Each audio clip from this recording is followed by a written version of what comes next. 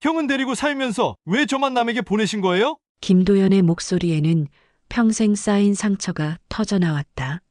제가 그토록 원망했던 아버지의 생명을 제 손으로 구해준 거예요. 그것도 형의 심장으로 말이에요. 박경수는 무릎을 꿇으며 미안하다. 도현아, 정말 미안해. 라고 절규했지만 김도연은 냉정하게 내려다봤다. 사과한다고 해서 지난 세월이 돌아오나요? 제가 얼마나 아버지를 그리워했는지 아세요? 안녕하세요, 여러분. 오늘도 마음 깊은 곳까지 전해드릴 이야기를 준비했습니다. 시작하기 전에 구독과 좋아요는 무료이니까 버튼으로 응원해 주시고 여러분의 소중한 댓글도 남겨주세요. 서울의 한 아파트 단지, 이른 아침 햇살이 베란다를 통해 스며들어왔습니다. 박경수는 침대에서 천천히 몸을 일으켰어요. 75살의 나이가 무색하게 아직도 반듯한 어깨를 가진 남자였지만 요즘 들어 숨이 자주 차고 가슴이 답답해지는 일이 많아졌죠. 또 이런 날이 오는군요. 박경수는 혼잣말을 중얼거리며 화장실로 향했습니다. 거울 속 자신의 모습을 보니 얼굴이 예전보다 많이 헬쑥해져 있었어요. 심장병 때문에 몸이 점점 쇠약해지고 있다는 걸 부정할 수 없었습니다. 세수를 마치고 간단한 아침을 준비하는 동안 박경수의 마음은 복잡했어요. 벽에 걸린 가족 사진을 바라보며 깊은 한숨을 쉬었습니다. 사진 속에는 이제는 볼 수 없는 아내와 어린 아들의 모습이 담겨 있었죠. 아내는 10년 전에 세상을 떠났고 아들은 지금 외국에서 일하고 있어 1년에 한두 번 전화로만 안부를 확인할 뿐이었습니다. 준호야, 아버지가 이렇게 아픈데도 연락 한 번 없구나. 박경수는 마음속으로 아들을 그리워했어요. 하지만 동시에 미안함도 컸습니다. 자신이 더 좋은 아버지였다면 아들이 이렇게 멀리 떠나지 않았을 텐데 하는 생각이 들었거든요. 오늘도 어김없이 병원에 가야 하는 날이었습니다. 정기 검진을 받기 위해서였죠. 박경수는 천천히 옷을 입고 외출 준비를 했어요. 걸음걸음마다 숨이 차올랐지만 그래도 스스로 할 수 있는 일들은 혼자서 해내려고 노력했습니다. 버스 정류장에서 기다리는 동안 박경수는 주변을 둘러봤어요. 젊은 사람들이 바쁘게 지나다니는 모습을 보니 문득 자신의 젊은 시절이 떠올랐습니다. 그때는 이렇게 몸이 아플 거라고는 생각도 못했었죠. 건강할 때 건강의 소중함을 모른다는 말이 이런 걸 두고 하는 말인가 싶었어요. 병원에 도착한 박경수는 접수를 마치고 대기실에 앉았습니다. 주변에는 자신과 비슷한 나이대의 환자들이 많이 있었어요. 모두들 어딘가 아픈 곳이 있어서 이곳에 온 사람들이겠죠.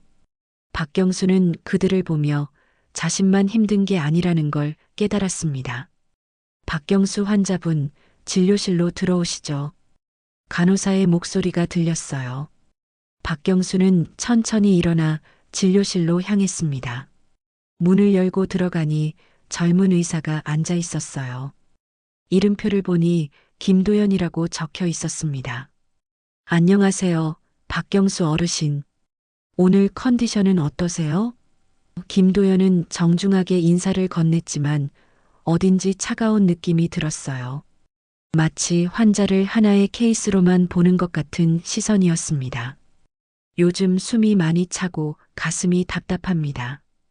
박경수는 솔직하게 자신의 증상을 이야기했어요. 김도연은 청진기로 심장 소리를 들어보더니 심각한 표정을 지었습니다. 검사 결과를 보니 상태가 좀 안 좋아 보입니다. 추가 검사를 받아보시는 게 좋겠어요. 김도연의 말에 박경수의 가슴이 철렁했습니다. 이미 예상했던 일이지만 막상 의사의 입에서 나오는 말을 들으니 현실감이 확 밀려왔어요. 진료를 마치고 나온 박경수는 복도에서 잠시 멈춰 섰습니다. 창밖으로 보이는 하늘이 유난히 파랗게 느껴졌어요. 자신에게 남은 시간이 많지 않을 수도 있다는 생각이 들었지만 그래도 포기하고 싶지는 않았습니다. 아직 아들에게 하고 싶은 말이 너무 많았거든요. 집으로 돌아가는 길에 박경수는 핸드폰을 꺼내 아들의 번호를 바라봤습니다. 전화를 걸고 싶었지만 아들이 바쁠 텐데 괜히 걱정을 끼치고 싶지 않았어요. 결국 전화를 걸지 못하고 다시 핸드폰을 주머니에 넣었습니다. 혼자 있는 아파트로 돌아온 박경수는 소파에 앉아 깊은 생각에 잠겼어요. 자신의 인생을 돌아보니 후회되는 일들이 많았습니다. 특히 아들과의 관계에서 더 많은 시간을 보내지 못한 것이 가장 큰 아쉬움이었죠. 이제라도 늦지 않았다면 좋겠지만 몸의 상태가 점점 나빠지고 있어 불안감이 커져갔습니다. 며칠 후 박경수는 병원에서 연락을 받았습니다. 추가 검사 결과가 나왔다는 얘기였어요. 마음의 준비를 하고 병원을 찾았지만 김도연 의사의 표정을 보는 순간 좋지 않은 소식이라는 걸 직감할 수 있었습니다. 어르신, 검사 결과를 말씀드리겠습니다. 김도연은 차분하지만 진중한 목소리로 말했어요. 심장의 상태가 생각보다 많이 악화되었습니다. 약물 치료로는 더 이상 효과를 기대하기 어려운 상황이에요. 박경수의 손이 자연스럽게 떨렸습니다. 예상했던 일이지만 막상 들으니 머릿속이 하얘졌어요. 그럼 어떻게 해야 하나요? 박경수는 떨리는 목소리로 물었습니다.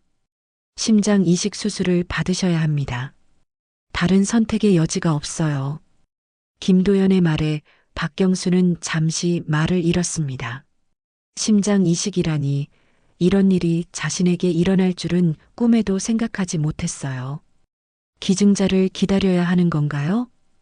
박경수는 간신히 입을 열었습니다. 네, 적합한 기증자가 나타날 때까지 기다리셔야 해요. 하지만 어르신의 상태를 고려하면 그리 오래 기다릴 수는 없는 상황입니다. 김도연은 냉정하게 현실을 설명했어요. 집으로 돌아온 박경수는 깊은 고민에 빠졌습니다. 누군가의 죽음을 기다려야 한다는 사실이 마음을 무겁게 했어요. 그날 밤 박경수는 잠을 이루지 못했습니다. 천장을 바라보며 온갖 생각들이 머릿속을 스쳐 지나갔어요. 그런데 다음 날 아침 예상치 못한 전화가 걸려왔습니다. 외국에 있는 병원에서 온 전화였어요. 처음에는 무슨 말인지 알아듣기 어려웠지만 통역을 통해 충격적인 소식을 전해 들었습니다. 아들이 교통사고를 당해서 뇌사 상태에 빠졌다고요? 박경수는 전화기를 꽉 움켜쥐었습니다. 세상이 무너지는 것 같았어요. 하나밖에 없는 아들이 그런 상태라니 받아들일 수가 없었습니다. 지금 당장 비행기를 타고 가야겠어요. 박경수는 서둘러 짐을 쌌지만 곧 자신의 몸 상태를 생각하게 되었습니다. 장거리 비행을 견딜 수 있을지 확신이 서지 않았어요. 병원에 전화를 걸어 김도연에게 상황을 설명했습니다.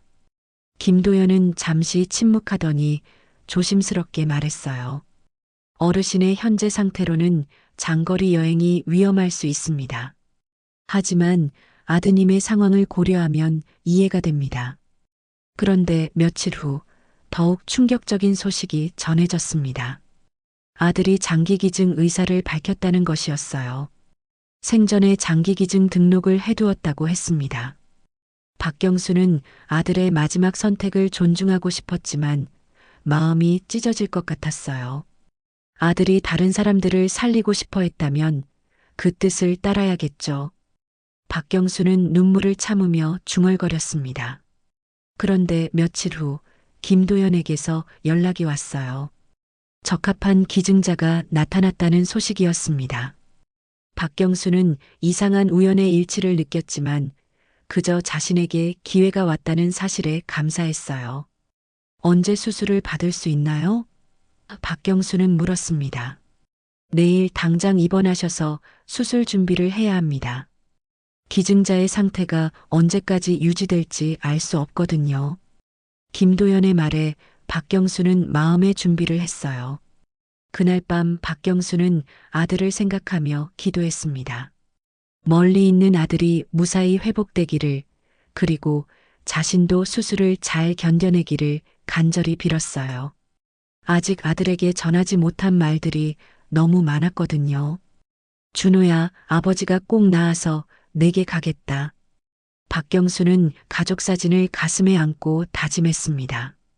한편 김도연은 수술 준비를 하면서 이번 케이스에 대해 묘한 감정을 느꼈어요. 보통 환자들과는 다르게 박경수에게서 묘한 친근감을 느꼈지만 그 이유를 정확히 알 수는 없었습니다. 그저 한 사람의 생명을 구해야 한다는 의사로서의 사명감으로 최선을 다할 뿐이었어요. 이번 수술은 꼭 성공시켜야겠다. 김도연은 혼잣말을 하며 수술 계획을 점검했습니다. 경험상 어려운 수술이 될 것 같았지만 그래도 최선을 다할 작정이었어요. 박경수는 입원 준비를 하면서 마지막으로 집안을 정리했습니다. 혹시 모를 상황에 대비해서 중요한 서류들을 정리하고 아들에게 남기고 싶은 편지도 써두었어요. 수술이 잘 되기를 바라지만 만약의 경우를 생각하지 않을 수 없었거든요. 수술 당일 아침, 박경수는 병원 침대에 누워 천장을 바라보고 있었습니다. 마취 전 준비 과정에서 간호사들이 분주하게 움직이는 모습을 보니 긴장감이 더해졌어요. 가슴속에서 뛰고 있는 아픈 심장이 곧 다른 누군가의 것으로 바뀐다니 아직도 믿기지 않았습니다. 어르신, 곧 수술실로 모시겠습니다. 간호사가 다정하게 말했어요. 박경수는 고개를 끄덕이며 마지막으로 아들 생각을 했습니다. 멀리 있는 아들이 지금 어떤 상태인지 정말 궁금하고 걱정되었어요. 김도연은 수술실에서 마지막 점검을 하고 있었습니다. 이번 수술은 여러모로 특별했어요. 기증자와 수혜자의 조건이 완벽하게 맞아떨어지는 경우는 흔하지 않거든요. 하지만 뭔가 모를 불안감이 마음 한편에 자리 잡고 있었습니다. 선생님, 환자분 들어오십니다. 수술 간호사가 알려주었어요. 김도연은 깊이 숨을 들이마시며 마음을 다잡았습니다. 지금은 한 사람의 생명을 구해야 하는 의사일 뿐이었어요. 박경수가 수술대에 누워 마취가 시작되자 의식이 흐려지면서 이상한 환상을 보기 시작했습니다. 어린 시절 아들과 함께 놀던 모습, 아내와 행복했던 순간들, 그리고 왜인지 모르게 낯선 아이의 모습도 어렴풋이 스쳐 지나갔어요. 준호야, 아버지가 미안하다. 박경수는 마취에 빠져들면서 중얼거렸습니다. 수술실의 불빛이 점점 멀어져 갔어요. 김도연은 메스를 들고 수술을 시작했습니다. 모든 과정이 계획대로 진행되었고 새로운 심장이 박경수의 가슴 속에 자리 잡았어요. 신기하게도 새 심장은 즉시 정상적으로 뛰기 시작했습니다. 수술 성공입니다. 김도연은 안도의 한숨을 쉬었어요. 하지만 왜인지 모르게 가슴 한편이 먹먹했습니다. 이런 감정을 느끼는 건 처음이었어요. 수술 후 회복실에서 깨어난 박경수는 가슴에서 느껴지는 새로운 심장 박동에 놀랐습니다. 이제 자신의 가슴 속에서 뛰는 건 다른 사람의 심장이었어요. 묘한 감정이 밀려왔습니다. 기분이 어떠세요? 김도연이 회진을 돌며 물었어요. 박경수는 김도연을 바라보며 이상한 친근감을 느꼈습니다. 처음 만났을 때는 차갑게 느껴졌는데 지금은 왜 이렇게 따뜻하게 보이는 걸까요? 고맙습니다, 선생님. 덕분에 새 생명을 얻었네요. 박경수는 진심으로 감사 인사를 했어요. 김도연은 어색하게 미소를 지었습니다. 며칠 후 박경수의 회복 상태는 의외로 좋았어요. 새로운 심장이 몸에 잘 적응하고 있었습니다. 하지만 이상하게도 가끔 알 수 없는 감정들이 밀려왔어요. 누군가를 그리워하는 마음, 무언가에 대한 분노, 그리고 설명할 수 없는 외로움 같은 것들이었습니다. 김도연은 박경수의 회복 과정을 지켜보면서 점점 더 관심을 갖게 되었어요. 다른 환자들과는 달리 박경수에게서 묘한 감정을 느꼈습니다. 마치 오래전부터 알고 지낸 사람 같은 친근함이었어요. 혹시 예전에 만난 적이 있나요? 김도연이 조심스럽게 물었습니다. 박경수는 고개를 갸우뚱했어요. 저도 선생님이 처음 보는 분은 아닌 것 같은 느낌이 들어요. 신기하죠? 박경수도 같은 감정을 느끼고 있었던 거예요. 그런데 어느 날 김도연은 우연히 박경수의 병력을 다시 확인하게 되었습니다. 기증자 정보와 비교해 보던 중 깜짝 놀랄 만한 사실을 발견했어요. 기증자의 이름이 박준호였던 겁니다. 박준호? 김도연은 그 이름을 되뇌었습니다. 어디서 들어본 것 같은 이름이었어요.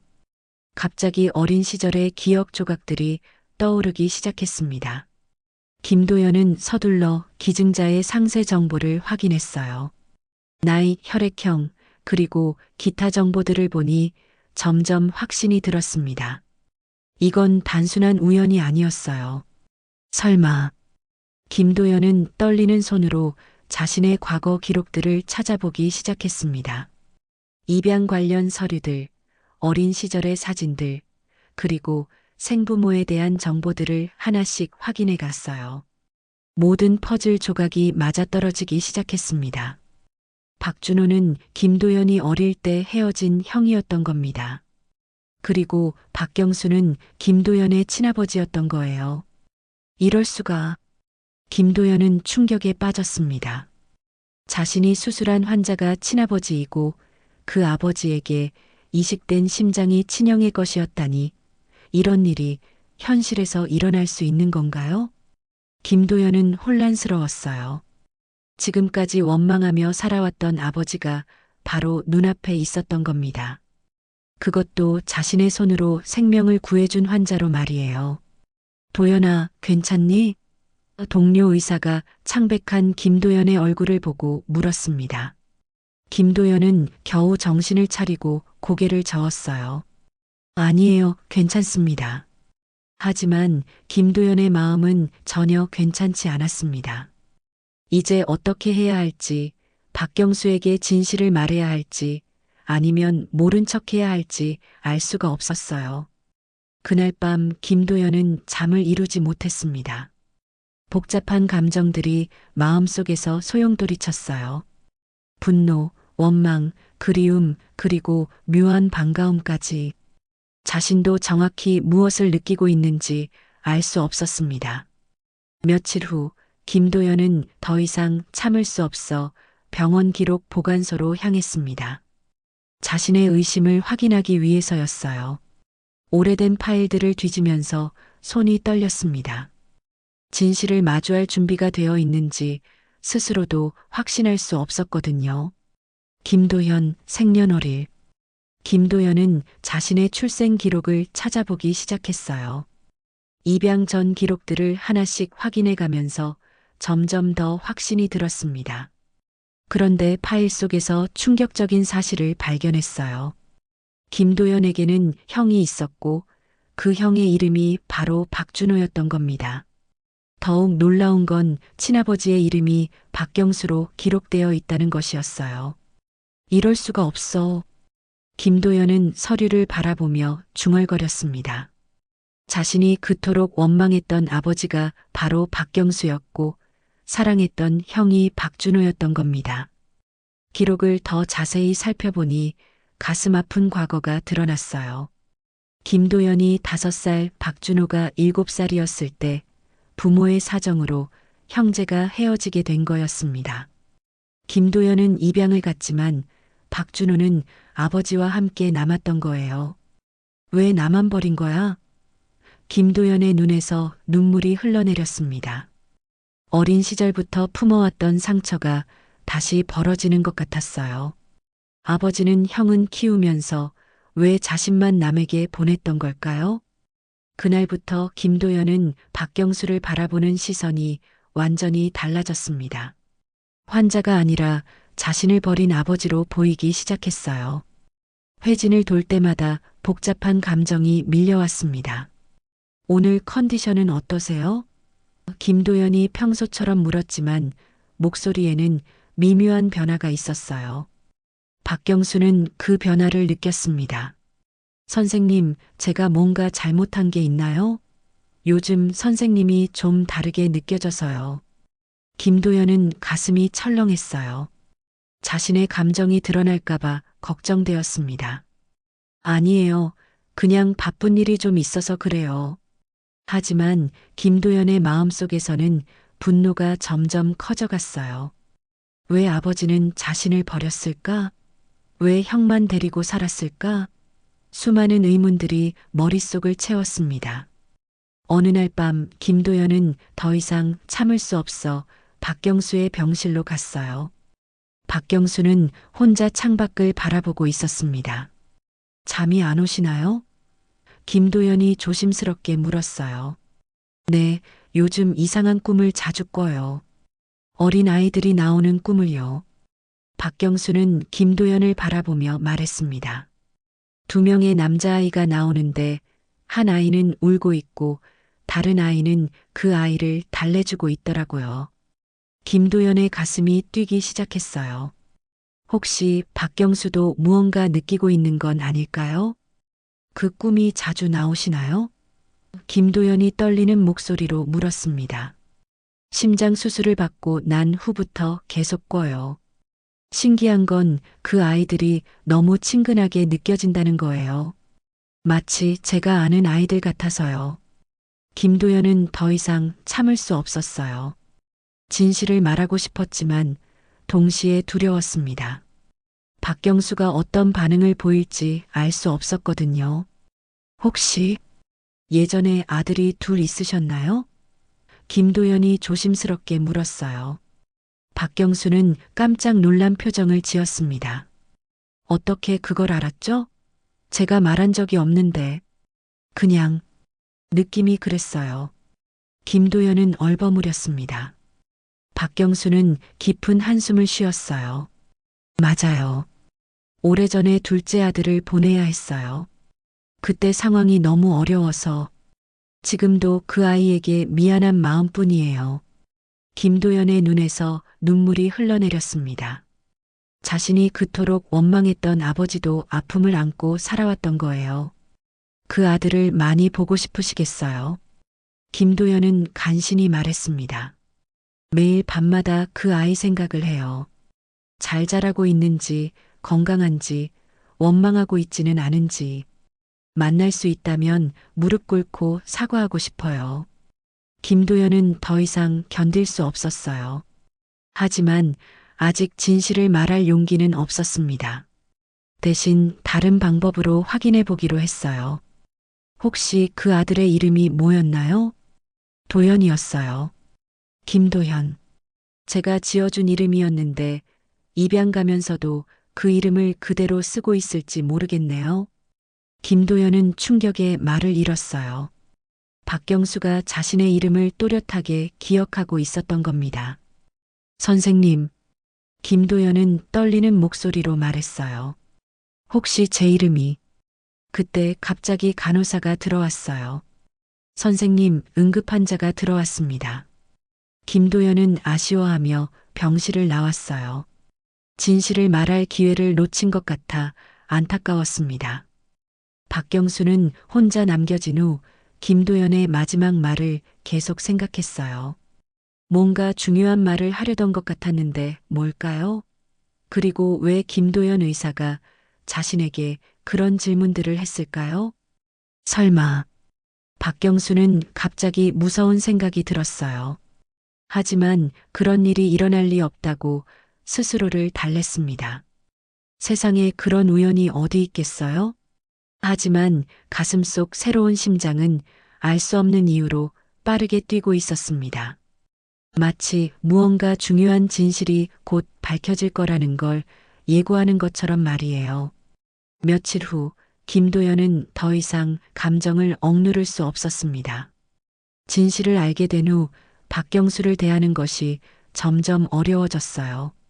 의사로서의 의무와 개인적인 감정 사이에서 갈등하고 있었습니다. 그날 아침 김도연은 박경수의 병실로 향했어요. 마음의 준비를 하고 진실을 말하기로 결심했거든요. 더 이상 이런 상황을 견딜 수 없었습니다. 어르신, 저와 잠깐 이야기할 수 있을까요? 김도연의 목소리는 평소보다 떨리고 있었어요. 박경수는 김도연의 진지한 표정을 보고 무언가 중요한 이야기가 있다는 걸 직감했습니다. 그러죠, 선생님. 무슨 일인가요? 김도연은 의자에 앉으며 깊이 숨을 들이마셨어요. 제가 말씀드릴 내용이 충격적일 수 있습니다. 마음의 준비를 하시기 바랍니다. 뭔가 심각한 일인가요? 제 몸에 문제가 생긴 건 아니죠? 박경수는 걱정스러운 표정을 지었어요. 아니에요. 몸은 괜찮습니다. 김도연은 잠시 멈춘 후 말을 이어갔어요. 어르신께서 받으신 심장의 기증자가 누구인지 아시나요?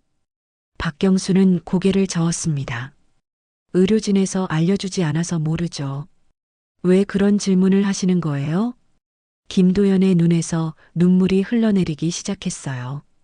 기증자는 어르신의 아들 박준호 씨입니다.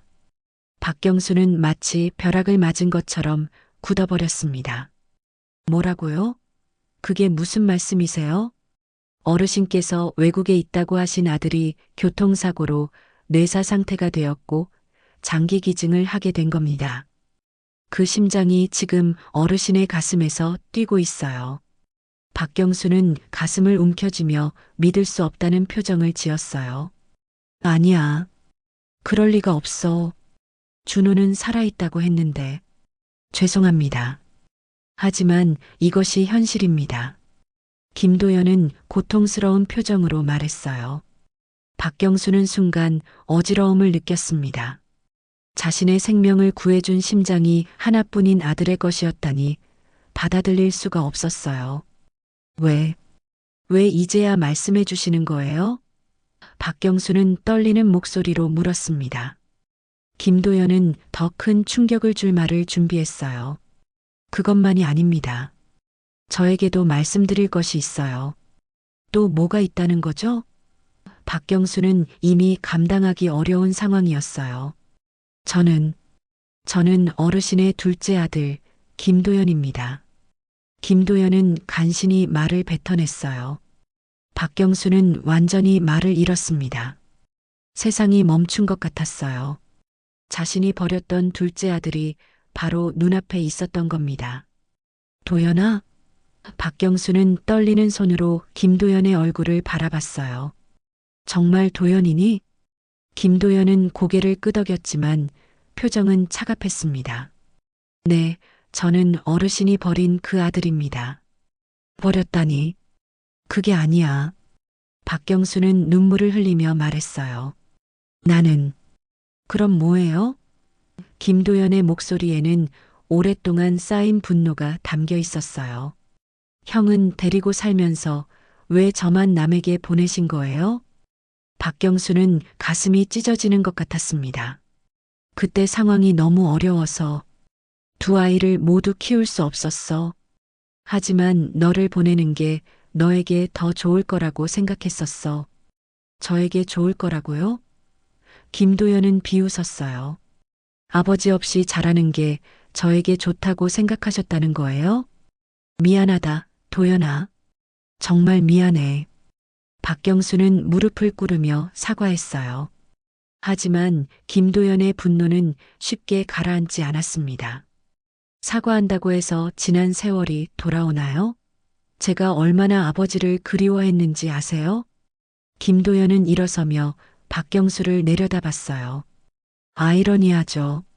제가 그토록 원망했던 아버지의 생명을 제 손으로 구해준 거예요. 그것도 형의 심장으로 말이에요. 박경수는 자책감에 빠져들었습니다. 자신 때문에 두 아들이 모두 고통받았다는 사실을 깨달았어요. 준호도 나를 원망하며 죽었을까?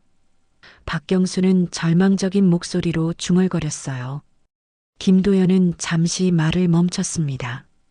아버지의 고통스러운 모습을 보니 마음이 복잡해졌어요. 하지만 여전히 분노가 가시지 않았습니다. 이제 어떻게 하실 건가요? 김도연이 차갑게 물었어요. 두 아들을 모두 잃은 기분이 어떠세요? 박경수는 대답할 수 없었어요. 너무나 큰 죄책감과 후회가 몰려왔습니다. 김도연은 병실을 나가려다가 멈춰 섰어요. 참고로 말씀드리지만 의사로서 제 의무는 다했습니다. 하지만 아들로서는 더 이상 어르신을 용서할 수 없어요. 박경수는 혼자 남겨진 후 오열했습니다. 평생 후회하며 살아온 일들이 이런 식으로 드러날 줄은 몰랐어요. 가슴속에서 뛰는 준호의 심장이 더욱 아프게 느껴졌습니다. 준호야, 도연아. 아버지가 정말 미안하다. 박경수는 두 아들에게 용서를 빌었지만 이미 늦었다는 걸 알고 있었어요. 한편 김도연은 복도에서 눈물을 참고 있었습니다. 진실을 말한 후 속은 시원했지만 동시에 공허함도 느껴졌어요. 정말로 이렇게 끝내는 게 맞는 걸까요? 그날 밤 두 사람 모두 잠을 이루지 못했습니다. 각자의 방에서 지난 세월을 돌아보며 깊은 고민에 빠져 있었어요. 이제 어떻게 해야 할지, 길을 찾을 수 있을지 알 수 없었습니다.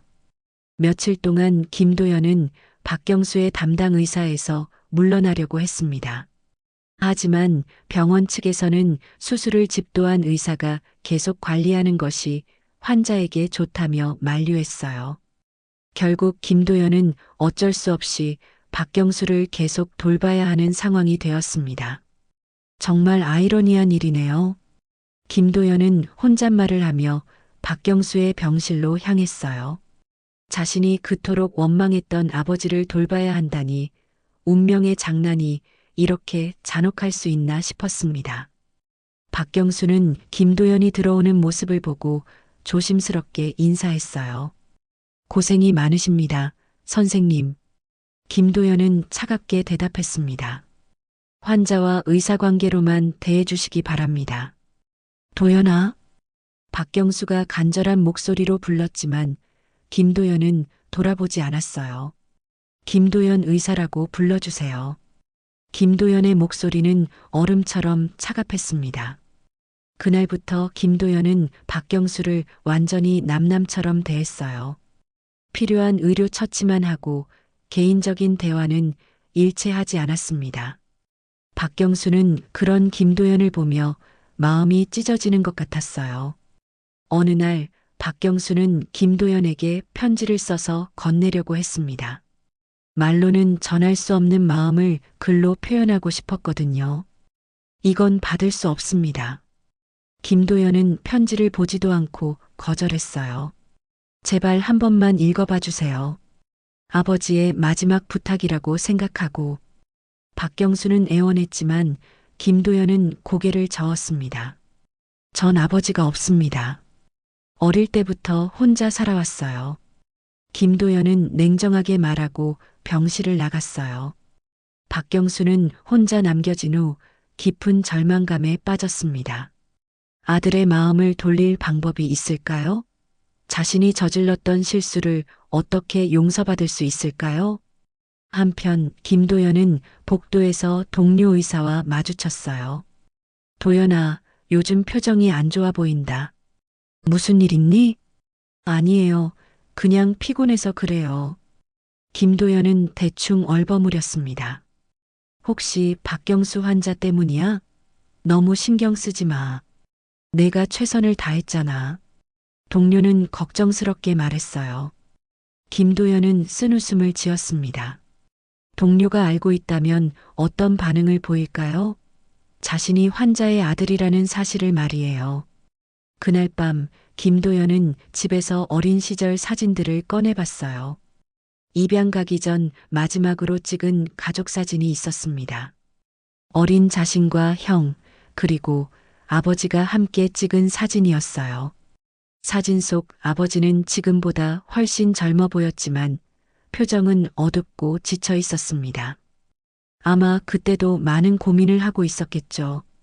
정말 어쩔 수 없었던 걸까? 김도연은 사진을 바라보며 생각했어요. 하지만 곧 고개를 저었습니다. 어떤 이유가 있더라도 아이를 버리는 건 용서할 수 없는 일이었어요. 다음 날 김도연은 박경수의 상태를 확인하러 갔습니다.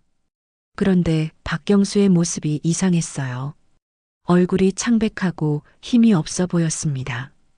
컨디션이 어떠세요? 김도연이 의사로서 물었어요. 괜찮습니다. 박경수는 힘없이 대답했지만 김도연은 뭔가 이상하다는 걸 느꼈습니다. 검사를 해보니 박경수의 몸이 새로운 심장을 거부하기 시작하고 있었어요. 스트레스와 심리적 충격이 원인인 것 같았습니다. 약물 치료를 강화해야겠습니다. 김도연은 냉정하게 처방을 내렸어요. 선생님, 박경수가 힘겹게 말했습니다. 혹시 제가 죽으면 기뻐하실 건가요? 김도연은 잠시 당황했어요. 무슨 말씀이세요? 저는 두 아들을 모두 잃었습니다. 이제 혼자 살아봤자 의미가 없을 것 같아요. 박경수의 목소리는 절망적이었어요. 김도연은 마음이 복잡해졌습니다. 아버지가 죽기를 바랐던 건 아니었는데 박경수의 말을 들으니 무언가 잘못되고 있다는 생각이 들었어요. 환자분은 치료에 집중하시기 바랍니다. 김도연은 애써 냉정함을 유지했어요. 하지만 그날 밤 김도연은 잠을 이루지 못했습니다. 박경수의 말이 계속 머릿속에 맴돌았어요.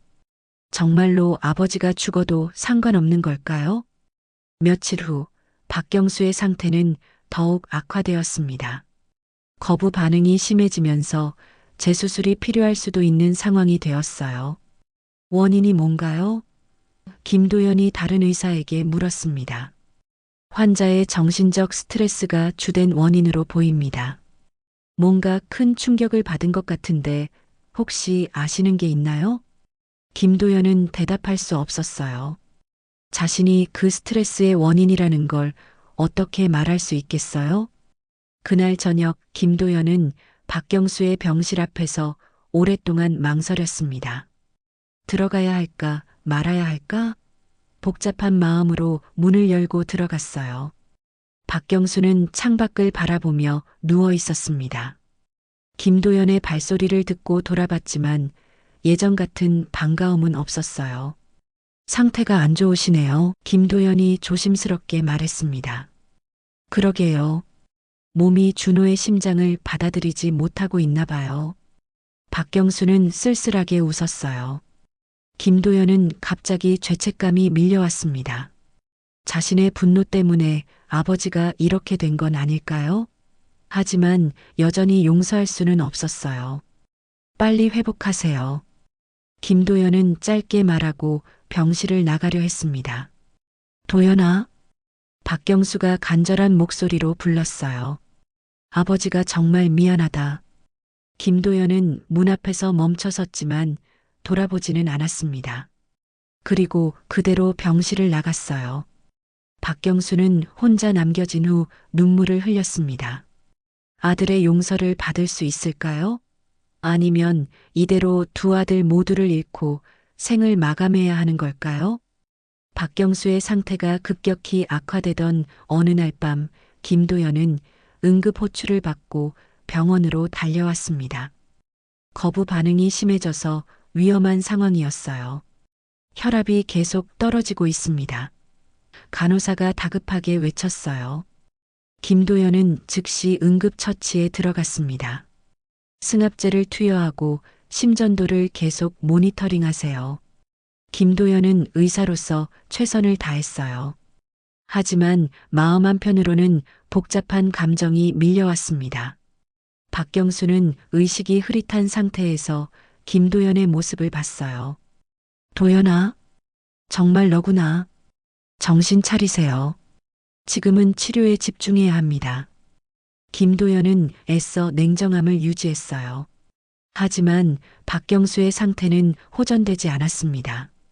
의식을 잃었다가 깨기를 반복하면서 점점 약해져 갔어요. 선생님, 가족에게 연락하는 게 좋겠습니다. 간호사가 조심스럽게 말했어요. 김도연은 가슴이 철렁했습니다. 가족이라고 하면 자신밖에 없다는 걸 알고 있었거든요. 하지만 아직 아버지로 인정할 준비가 되어 있지 않았어요. 다음 날 아침 박경수는 간신히 의식을 되찾았습니다. 김도연이 밤새 지키고 있는 모습을 보고 놀랐어요. 선생님이 여기 계셨어요? 박경수는 힘없는 목소리로 물었습니다. 담당 의사니까요. 김도연은 시선을 피하며 대답했어요. 박경수는 김도연의 피곤한 얼굴을 바라봤습니다. 밤새 자신을 돌봐준 게 분명했어요. 마음은 여전히 자신을 걱정하고 있는 것 같았습니다. 도연아, 아버지와 진솔한 대화를 나눌 수 없을까? 박경수가 간절하게 부탁했어요. 김도연은 잠시 망설였습니다. 아버지의 상태가 심각하다는 걸 알고 있었거든요. 하지만 여전히 마음의 문을 열기는 어려웠어요. 지금은 휴식이 필요하세요. 김도연은 회피했습니다. 제발 마지막 일지도 모르니까. 박경수의 말에 김도연은 움찔했어요. 김도연은 잠시 생각한 후 의자에 앉았습니다. 말씀하세요. 박경수는 깊이 숨을 들이마셨어요. 도연아, 아버지가 왜 그런 선택을 했는지 들어봐 주겠니? 들어봐야 변하는 게 있나요? 김도연의 목소리는 여전히 차가웠어요. 그때 아버지는 정말 어려운 상황이었어. 어머니가 돌아가신 후 혼자서 두 아이를 키우기가 너무 힘들었어. 박경수는 천천히 말했습니다. 김도연은 듣고 있었지만 표정에는 변화가 없었어요. 준호는 형이니까 아버지를 도울 수 있었지만 너는 아직 너무 어렸어. 그때 좋은 가정에서 너를 키우고 싶다는 사람들이 나타났고 박경수의 목소리가 떨렸어요. 그래서 저를 버린 거군요. 김도연은 비웃었습니다. 버린 게 아니야. 너에게 더 좋은 환경을 주고 싶었던 거야.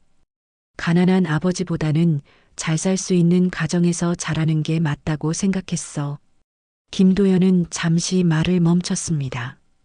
아버지의 입장에서는 그런 생각을 할 수도 있겠다는 생각이 들었어요. 하지만 매일 밤마다 후회했어. 내가 잘 지내는지, 아버지를 원망하지는 않는지. 박경수는 눈물을 흘렸어요. 그럼 왜 찾으러 오지 않으셨어요? 김도연이 물었습니다. 갔어. 여러 번 갔지만 너를 보기만 하고 돌아왔어. 행복해 보이는 내 모습을 보니 나타나는 게 오히려 방해가 될 것 같았거든. 김도연은 가슴이 먹먹해졌어요. 자신이 모르는 사이에 아버지가 와서 지켜봤다는 사실을 처음 알았습니다. 그래도 용서할 수 없어요. 김도연은 여전히 고집했어요. 박경수는 고개를 끄덕였습니다. 알아. 아버지도 너를 용서해달라고 할 자격이 없다는 걸 알고 있어. 둘 사이에 침묵이 흘렀습니다. 오랫동안 쌓였던 감정들이 복잡하게 얽혀 있었어요. 준호는, 형은 아버지를 어떻게 생각하고 있었나요? 김도연이 조심스럽게 물었어요. 박경수의 얼굴이 밝아졌습니다. 준호는 좋은 아이였어. 아버지의 잘못을 이해하려고 노력했고 언젠가는 너를 찾아서 가족이 다시 만날 수 있을 거라고 믿고 있었어. 김도연은 형에 대한 기억을 떠올렸습니다. 어렸을 때 자신을 보호해주던 따뜻한 형이었어요. 형이 그랬다고요? 김도연의 목소리가 조금 부드러워졌어요. 응.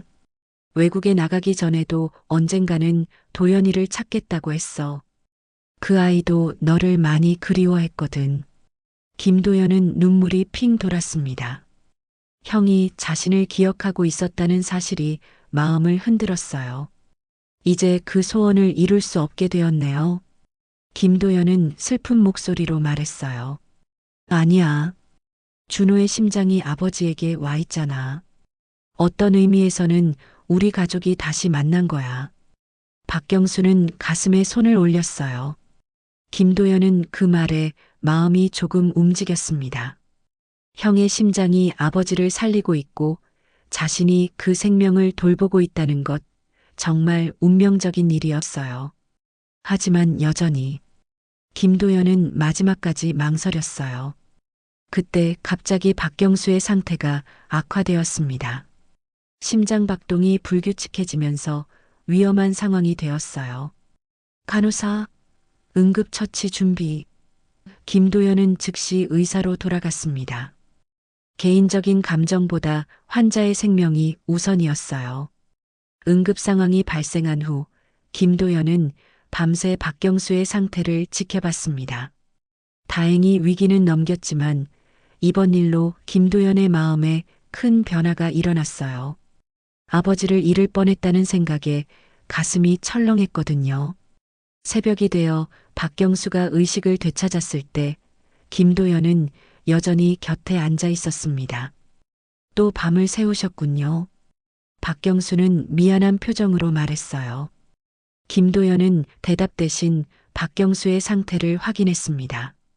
많이 좋아지셨네요. 위기는 넘긴 것 같아요. 고맙습니다, 선생님. 박경수는 정중하게 인사했어요. 김도연은 잠시 망설이다가 입을 열었습니다. 어제 말씀하신 것들 다시 한번 들어보고 싶어요.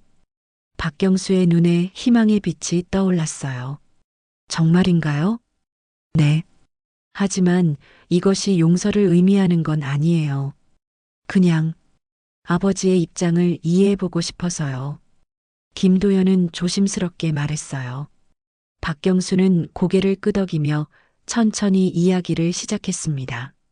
도연아, 아버지가 그때 얼마나 힘들었는지 모를 거야. 어머니가 돌아가신 후 하루하루가 지옥 같았어. 김도연은 조용히 들었어요. 두 아이를 혼자 키우면서 제대로 된 밥 한 끼 못 해주는 날이 많았어. 준호는 어린 나이에 동생을 돌봐야 했고, 너는 자꾸 엄마를 찾으며 울었지. 박경수의 목소리가 떨렸습니다. 그때 입양을 보내기로 결심한 건 정말 너를 사랑해서였어. 가난한 아버지와 함께 힘들게 살기보다는 좋은 환경에서 제대로 된 교육을 받으면서 자라는 게 맞다고 생각했거든. 김도연은 가슴이 먹먹해졌어요. 그래도 아버지와 함께 사는 게 더 좋았을 텐데요.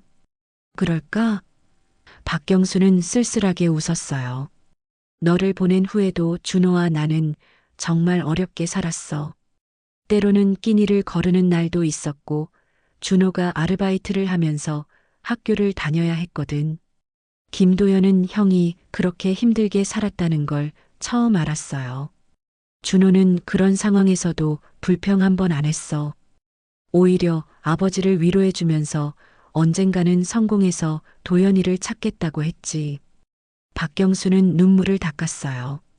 형이 정말 그랬나요? 김도연의 목소리도 떨렸어요. 응. 외국에 나가게 된 것도 더 많은 돈을 벌어서 가족을 다시 만들고 싶어서였어. 그 아이의 꿈은 우리 가족이 다시 함께 사는 거였거든. 김도연은 눈물이 흘러내렸습니다. 형이 자신을 그렇게 생각하고 있었다니 가슴이 아팠어요. 그런데 이제 그 꿈을 이룰 수 없게 되었네요. 김도연은 슬픈 목소리로 말했어요. 박경수는 김도연의 손을 잡았습니다. 아니야, 도연아. 지금 이 순간이 바로 준호가 꿈꾸던 순간이야. 무슨 말씀이세요? 준호의 심장이 아버지를 살리고 있고 너는 그 아버지를 돌봐주고 있잖아. 어떤 의미에서는 우리 가족이 다시 함께 있는 거야. 김도연은 그제서야 깨달았어요. 형의 마지막 선물인 심장을 통해 정말로 가족이 다시 만나게 된 거였습니다. 아버지. 김도연은 처음으로 그렇게 불렀어요. 박경수는 눈물을 흘리며 김도연을 바라봤습니다. 도연아, 정말 고마워. 저도 미안해요. 너무 차갑게 대했죠. 김도연도 눈물을 흘렸어요. 아니야, 당연한 거였어. 아버지가 잘못한 게 너무 많아서. 김도연은 박경수의 손을 꽉 잡았습니다. 이제는 과거보다 앞으로가 더 중요한 것 같아요. 그래, 우리 앞으로 잘해보자. 박경수는 따뜻하게 웃었어요. 그날부터 두 사람의 관계는 조금씩 회복되기 시작했습니다. 김도연은 의사가 아닌 아들로서 박경수를 돌봤고, 박경수는 놓쳤던 세월을 만회하려고 노력했어요. 박경수의 건강도 점점 좋아졌습니다. 마음의 짐을 내려놓으니 몸도 따라서 회복되는 것 같았어요. 아버지, 퇴원하시면 저희 집에서 함께 지내시는 게 어때요? 김도연이 제안했어요. 정말 괜찮겠니? 박경수는 믿을 수 없다는 표정이었어요. 네. 형이 원했던 가족의 모습을 만들어가고 싶어요. 박경수는 감격하며 고개를 끄덕였습니다. 몇 주 후 박경수는 건강을 되찾고 퇴원했어요. 김도연의 집에서 새로운 생활을 시작하게 되었습니다. 준호야, 고마워. 내 덕분에 아버지와 도연이가 다시 만날 수 있었어.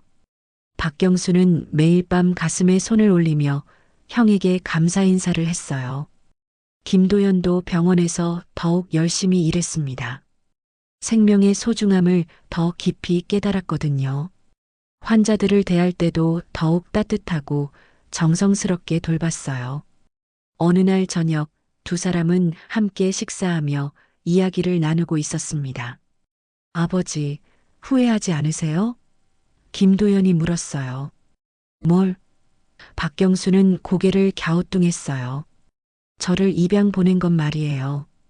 박경수는 잠시 생각하더니 대답했습니다. 후회하지 않아. 덕분에 너는 훌륭한 의사가 되었잖아. 그리고 지금 이렇게 다시 만날 수 있게 됐고, 김도연은 미소를 지었어요. 정말 신기한 운명인 것 같아요.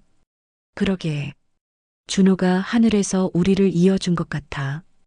박경수는 따뜻하게 웃었어요. 이제 두 사람은 진정한 가족으로 새로운 시작을 하게 되었습니다. 오랫동안 떨어져 있었던 세월을 만회하며 형의 사랑으로 다시 하나가 된 가족의 이야기였어요.